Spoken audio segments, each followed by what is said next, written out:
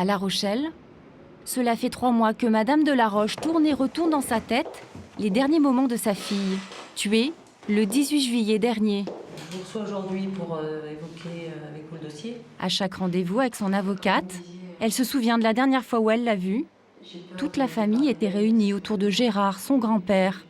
Elle éclatait de rire, très sourd, très sourd. Les dernières photos qu'on a d'elle, la veille, ça n'est que sourire, qu'éclat de rire. Cette jolie blonde de 23 ans s'appelait Charlène. Elle laisse à sa famille un petit garçon de 2 ans et demi. Déjà, quelle réaction aura ce petit quand il reverra son père? Car Charlène n'aurait pas été tuée par n'importe qui, mais par son mari, Yann Bello, 41 ans. Elle voulait divorcer et il ne l'aurait pas supporté. Il l'aurait alors étranglée dans leur appartement de La Rochelle. Toute cette histoire aurait pu en rester là et n'être qu'un crime ordinaire, comme il s'en produit un tous les 3 jours en France. Sauf que cette histoire a fait ressurgir du passé un autre drame que le mari avait soigneusement caché à sa femme. Yann Bello avait déjà été impliqué dans une autre affaire de meurtre il y a 20 ans. En 1991, l'homme a été soupçonné d'avoir tué dans les Vosges une jeune femme, Valérie Bechtel. Pendant le procès, Yann Bello accuse son meilleur ami, Raphaël Maillan, d'être l'auteur du meurtre. Lui a été condamné à 17 ans de prison et depuis, il a toujours crié à l'erreur judiciaire. Il aurait payé à la place de Yann Bello. Ça fait 20 ans que je dis la même chose et qu'on ne m'écoute pas. Ça commence à être un peu pesant. Il a fallu attendre que quelqu'un meure pour qu'on se réveille. Alors la justice s'est-elle trompée en condamnant Raphaël Maillan? Yann Bello a-t-il tué 2 femmes à 20 ans d'intervalle? L'histoire tragique de Yann et Raphaël commence dans les Vosges, à Épinal, en 1991. À cette époque, ils ont 20 ans. Tous les 2 sont pâtissiers, ce sont les meilleurs amis du monde. Ils passent tout leur week-end ensemble. Raphaël Maillan se souvient de leur complicité. C'était un copain d'adolescence. On a fait des fêtes ensemble. On a fait voilà ce que les adolescents font. On était bien liés. On était fortement liés. Tellement liés qu'ils ont eu successivement la même petite amie, Valérie Bechtel, 20 ans, qui fait partie de la même bande de copains. Une amitié parfaite entre les 2 garçons, qui va se briser le jour où le corps de Valérie est retrouvé dans la forêt de Thaon-les-Vosges. Alain Duzard, journaliste à l'Est républicain, a été un des premiers à suivre cette affaire. Il revient dans la forêt vosgienne où a été découvert le corps de la jeune femme le 12 août 1991. Alors voilà, c'est en fait, c'est là, dans le petit fossé sur le bord de la forêt, un corps d'une jeune fille recroquevillée, nue, qui a comme simple signe distinctif un torchon autour du cou. Les enquêteurs interrogent les 2 ex de la victime. Et très vite, Yann Bello accuse Raphaël Maillan d'avoir tué Valérie. Il raconte qu'ils ont voulu se faire de l'argent facilement en allant voler chez elle un magnétoscope, un objet qui coûtait cher à l'époque. Manque de chance, le cambriolage a mal tourné, il l'a pensée absente, elle dormait à l'étage.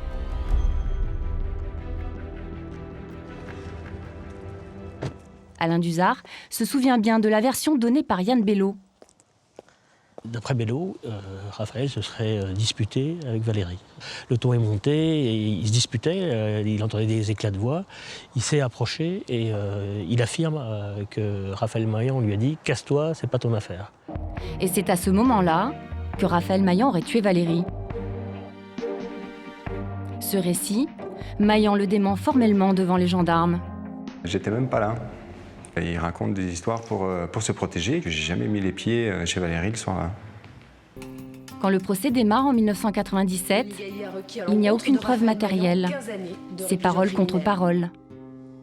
Les jurés d'assises doivent choisir qui des 2 amis a tué la jeune femme. Et au bout de 3 jours d'audience, la sentence tombe.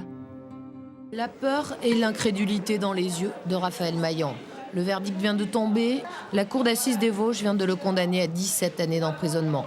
Il s'effondre, livide. C'est pas vrai, c'est pas moi. Le verdict, c'est la catastrophe. C'est 17 ans. C'est déjà le chiffre. 17 ans, c'est beaucoup, mais on ne peut pas le mesurer. 17 ans enfermé, je pense que celui qui n'a pas été enfermé une fois, il ne peut pas le mesurer. C'est une catastrophe pour moi, pour ma famille, pour mes enfants, pour ma concubine. C'est une catastrophe pour tout le monde. Yann Bello, lui, est condamné à 2 ans et demi de prison pour avoir aidé à déplacer le cadavre.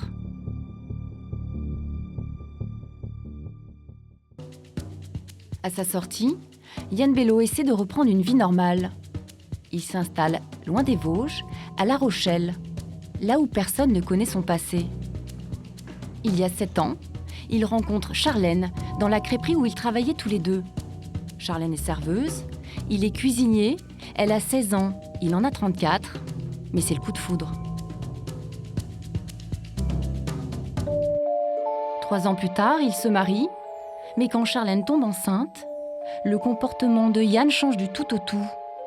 Il se met à boire énormément et à sortir le soir, pas toujours seul. Elle s'est rendue compte qu'il a trompé, elle a trouvé des textos dans son portable. Il rentrait souvent enivré. Cette vie-là, elle n'en voulait plus. Elle pensait qu'il changerait. Elle s'est rendue compte qu'il ne changerait jamais. En octobre 2010, la jeune femme demande le divorce et retourne vivre chez ses parents. Yann ne le supporte pas. Pour se venger, il l'empêche de voir leur fils. Charlène se sent perdue. Voici la lettre qu'elle écrit à son avocate. Je me permets de vous écrire parce que je suis désespérée. Suivant ses humeurs, mon mari accepte que j'aille voir mon petit uniquement tous les 2-3 jours, et seulement 3 heures. Je n'ai pas pu avoir mon garçon pour Noël, sauf si j'acceptais de passer les fêtes avec mon mari. Ce qui est impossible, tant la cohabitation est difficile. Dès que je le contrarie, il me fait du chantage, il me punit. Le chantage était aussi un moyen de soutirer de l'argent à sa femme. Quelques années auparavant, Yann Bello s'était mis à son compte comme traiteur, mais son affaire était en train de couler. Du coup, il allait jusqu'à monnayer avec Charlène le droit de visite à leur fils. Si elle voulait voir le petit, il fallait qu'il donne de l'argent, parce qu'il y avait le loyer à payer ou je ne sais quoi. C'était toujours comme ça, tu veux voir le petit, t'amènes du fric. Au problème d'argent, vient se rajouter un dernier coup de massue pour Yann Bello. En mai dernier, le juge accorde la garde de leur fils à Charlène. Selon son voisin, à ce moment-là, Bello est un homme brisé. C'est-à-dire qu'il voyait son gamin s'échapper, sa femme est partie et son enfant aussi. Et il avait peur que sa femme ne présente pas l'enfant, enfin, tous ces problèmes, voilà. Et pour lui, ça devenait insurmontable. Vous pensez que c'est à ce moment-là, quand il n'a pas eu la garde de son fils, que tout a basculé ? Je pense que c'est un déclic. C'est à partir de là que j'ai trouvé qu'il y avait eu un petit changement. Depuis leur séparation, Charlène refuse de se retrouver seule avec Yann. Elle en a peur. Pourtant, le 18 juillet dernier, après 15 jours de harcèlement, il arrive à la convaincre de venir chez lui signer un soi-disant papier lié au divorce. C'est dans l'appartement que tout aurait dérapé. Selon Yann Bello, une dispute aurait éclaté.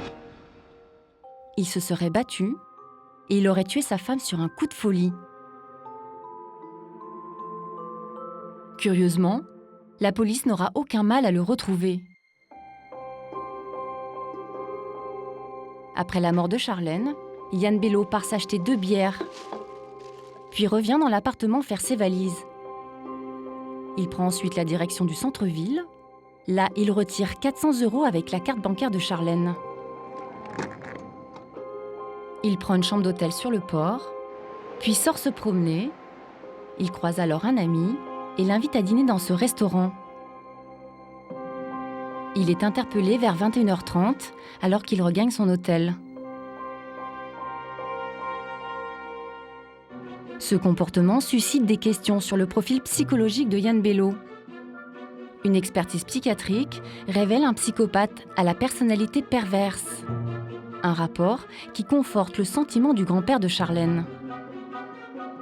Sûrement un pervers calculateur, beau parleur, qui savait bien enrober les choses pour que ça passe, et ça a bien duré. Personne n'a rien vu venir, personne. Pour le meurtre de Charlène, Yann Bello n'a pas encore été jugé. Aux yeux de la justice, il reste présumé innocent. Pour Raphaël Maillan, ce nouveau meurtre est l'occasion de repartir au combat. Ce 18 octobre, il vient à Paris pour demander la révision de son procès. Il a passé 9 ans et demi en prison et grâce aux réductions de peine, il est libre depuis 2003. Mais pour lui, la page n'est pas encore tournée. Il veut prouver qu'il a été victime d'une erreur judiciaire. Oui, c'est un grand jour, c'est le dépôt du dossier à la Cour de révision, donc c'est une étape. C'est un nouvel espoir. Oui, c'est un espoir qui est toujours là et aujourd'hui on ralente un petit peu la machine judiciaire. S'il est aussi confiant, c'est parce que les deux meurtres présentent des similitudes. Comme Valérie, Charlène a reçu de très violents coups au visage. Et toutes les deux ont été étranglées à l'aide d'une serviette.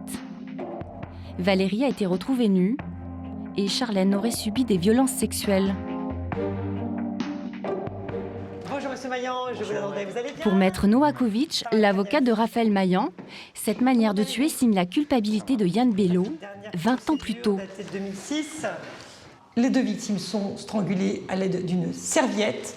Les deux victimes ont été véritablement martyrisées. Des coups ont été portés un peu partout, y compris sur le visage.